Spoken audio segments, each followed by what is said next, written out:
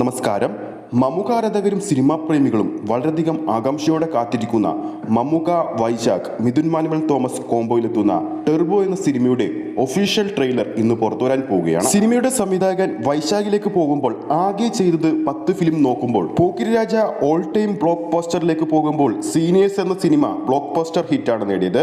Mallu Singh super ഹിറ്റും Sound Thoma super ഹിറ്റും Vishudhan, Cousins തുടങ്ങിയ ചിത്രങ്ങൾ ഫ്ലോപ്പ് ലിസ്റ്റിലേക്കും പുലിമുരുകൻ ഇൻഡസ്ട്രി ഹിറ്റിലേക്കും മധുരരാജ സൂപ്പർ ഹിറ്റിലേക്കും അവസാനം ചെയ്ത നൈറ്റ് ഡ്രൈവ്, മോൺസ്റ്റർ തുടങ്ങിയ ചിത്ര ഡിസാസ്റ്റർ ലിസ്റ്റിലേക്കുമാണ് പോകുന്നത്. അതായത് അദ്ദേഹത്തിന്റെ സിനിമാ കരിയർ നോക്കുമ്പോൾ 60% വിജയമാണ് കാണാൻ സാധിക്കുന്നത്.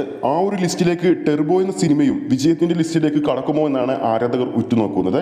ഈ വരുന്ന മെയ് 23-ാം തീയതി അതിനൊരു തീരുമാനമാകും. എന്നാൽ റിലീസിന് ശേഷം ടെർബോ എന്ന സിനിമ മറികടക്കേണ്ടത് വൻ ഡീഗ്രേഡിങ്ങിനാണ്. ഇപ്പോൾ തന്നെ ചിത്രത്തിന്റെ ബഡ്ജറ്റ് ഒക്കെ കയറ്റി പറഞ്ഞ് ഒരുപാട് ചാനലുകൾ അല്ലെങ്കിൽ ഒരു പ്രമുഖ ചാനൽ ഇപ്പോൾ തന്നെ റിപ്പോർട്ടുകൾ ചെയ്യുന്നുണ്ട്. ബഡ്ജറ്റ് ഒക്കെ കയറ്റി പറഞ്ഞ് ചിത്രത്തെ തകർക്കാനുള്ള ഒരു ശ്രമം തന്നെയാണത്. എന്നാൽ പോലും മമ്മൂട്ടി കമ്പനി നിർമ്മിച്ചതിൽ വെച്ച് ഏറ്റവും ചിലവേറിയ ചിത്രം തന്നെയാണ് ടെർബോ.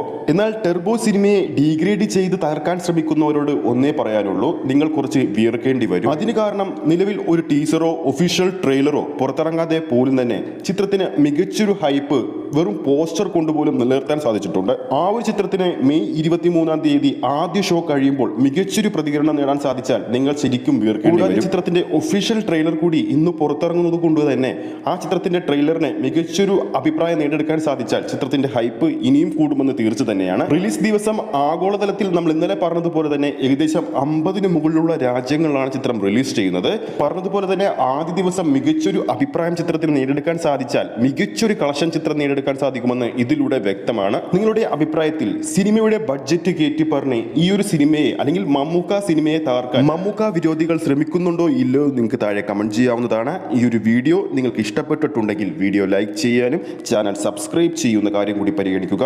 ഫേസ്ബുക്ക് പേജിലൂടെയാണ് ഈ ഒരു വീഡിയോ കാണുന്നതെങ്കിൽ ഫേസ്ബുക്ക് പേജ് ഫോളോ ചെയ്യുക. അടുത്തൊരു സിനിമ അപ്ഡേറ്റുമായി നമുക്ക് വീണ്ടും കാണാം.